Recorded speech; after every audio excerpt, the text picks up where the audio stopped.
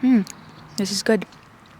Hi, I'm again in quite a whimsical spot, what I believe to be someone's private property. Because I am a girl and I live in Europe, it shouldn't be a problem unless they have a gun, but they shouldn't have a gun. We are in Europe. I made myself some tea. It's quite good. It's with Greek lemons that my parents brought from Greece like a few weeks ago.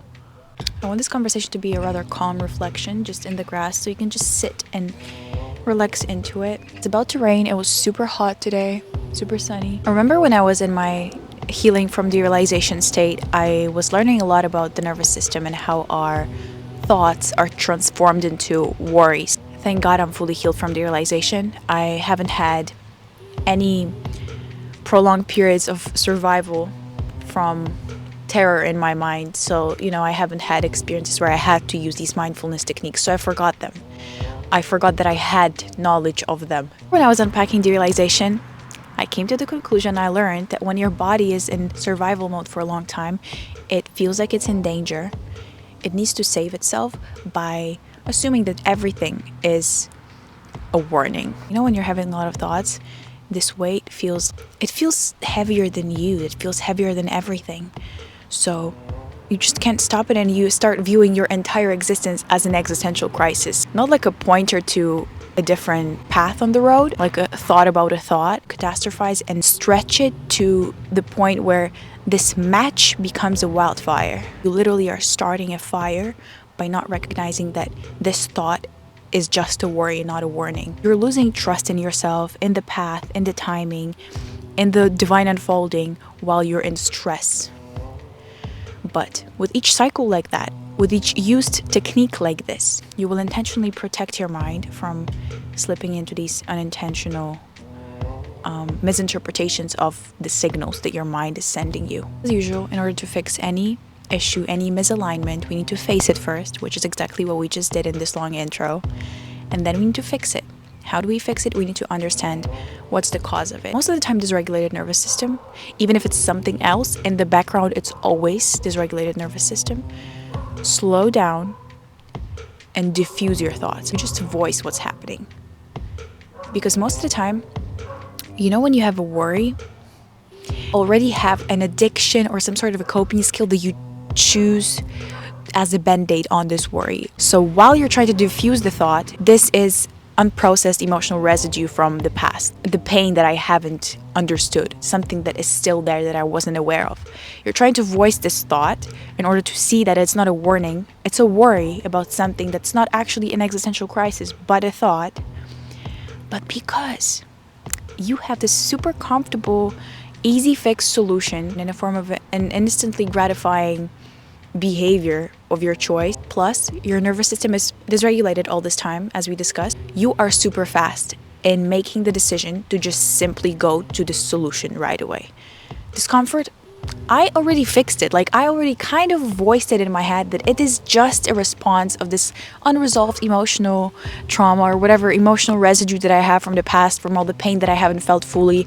Okay, I got it, but the discomfort is still there. So I'm gonna just use this band-aid to just not feel so gross right now. That's exactly what happens, only because you are so fast. Most of the time, the solution to this multiple step process that literally took me a few layers to explain is just slowing down. Because when you slow down, you see your priorities straight. You see the problem for what it is. You see the victim in the story. You see the observer of the story. You see the story, you see the storyteller, you can diffuse your brain and then diffuse the thought and rationally process it and then make an informed decision to whether to use the band-aid that's going to solve the problem for 5 seconds, instantly gratifying, and then leave you feeling even more guilty and even more empty. Because on a rational level, you knew the solution. You knew that the solution was to slow down, observe the thought, and give it space, feel the pain that was never felt, but you didn't do it because there was something stronger than you. You were too weak in the moment to slow down. You're not broken, you just haven't tried to slow down. And it's such a cool solution to everything. It's not even an action-based process of doing something, becoming, or on the opposite, unbecoming, like undressing all the layers that are not you in order to find what's left and then work with that. It's none of those. Is just seeing the situation for what it is, completely centered, just in a slower pace, so that you are not tempted to move uninformed, like blurry, you know? Like you're so scared that you feel like in order to just survive this, you need to make this decision super quickly, and then you choose the comfortable, easy fix. I get to leave you with some actionable steps to use in order to solve this the next time that you feel like you're not able to slow down and see the situation for what it is without viewing everything as a warning of an existential catastrophe. Look at this as a personal trainer consultation. So you come to me and you say you want to improve your overall physique. And I tell you, okay, here's the program, here's the training plan. And there's something that we are going to be doing right now to actively work towards the goal. And there's something that you're going to be working on all of this time in the background of everything. Your background thing is your diet. Actionable step presently moving you towards your goal is going to be the training. It's going to be the workout that I'm going to write for you. So what you can do when you're literally right now facing the issue is breathe and consciously choose to target the thought and diffuse it. Voice it and try to trace back to where it started, what it triggers, like literally do the therapy session in your head in order to come to like, okay, this is a thought. Where is this weight in my chest coming from?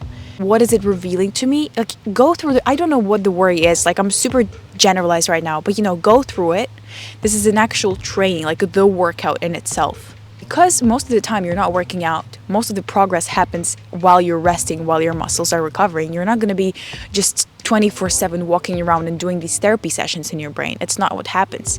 Your diet, your mindset towards the transformation is the most important thing in this whole achieving of your dream physique. But remember that these workouts are just a tiny part that is action-based in your transformation journey. Of course, improve your technique within the workout. Try to do it as best as you can. Progressive overload, so more reps each time. Lift heavier when you feel like it's getting too easy. And you will master it with time. But the most important thing about all of this is not even the workout. Your physique is not going to, you're not going to see your abs just by doing crunches. You have to focus on caloric deficit.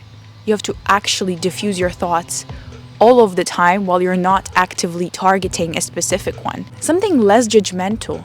Literally reframe your entire identity. That's the most difficult part. Diet is always the most difficult part of any kind of, lock-in. If we're talking about gym and physical transformations, the background noise, the actual storytelling that is going on in your mind 24/7. Because you haven't felt peace in a long time doesn't mean it's gone. It's never been lost. Your peace is layered under all the thoughts that you're so afraid to slow down and listen to. And all they want is just to be heard. Like, think about it. They're literally like you. All you want is just to be heard. Like, you should know it best. Slow down, hear them out, give them space. It might sound crazy, but you might want to go outside and look at some flowers even.